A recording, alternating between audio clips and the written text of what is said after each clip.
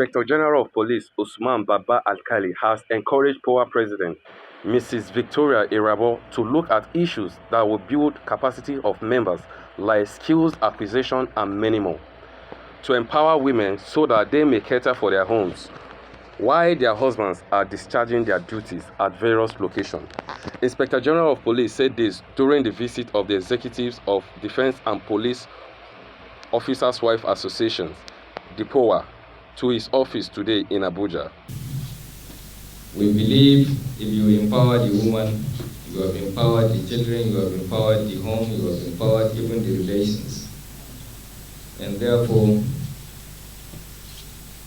I also encourage POWA President to look at various issues that borders on capacity building, skill acquisition, so that women can be empowered to take care of the home while the officer is also at his point of duty.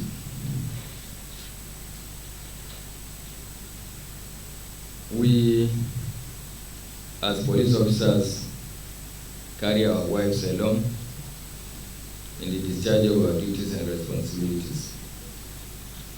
The business of crime prevention and control requires a lot of support, not only from our wives, but also from every other Nigerian, including those in the military. Nigeria today has a lot of challenges in terms of security issues, and that is why the military is fully in support of the civil police to ensure that Nigerians go about their local businesses. If you look at the 6 geopolitical zones of this country, there is nowhere the military is not deployed. But particularly in the northeast, where a state of emergency has been declared, the military is fully in charge. But I also want to inform you that not less than 5,000 policemen are fighting along with the military in the northeast. And therefore we have everything in common when it comes to supporting each other. The military supports the police very well in terms of civil arrest or civil matters.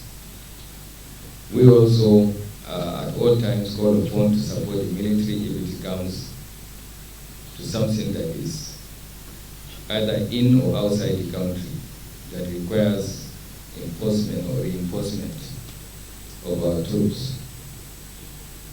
We meet with our military colleagues in peacekeeping operations in and outside the country.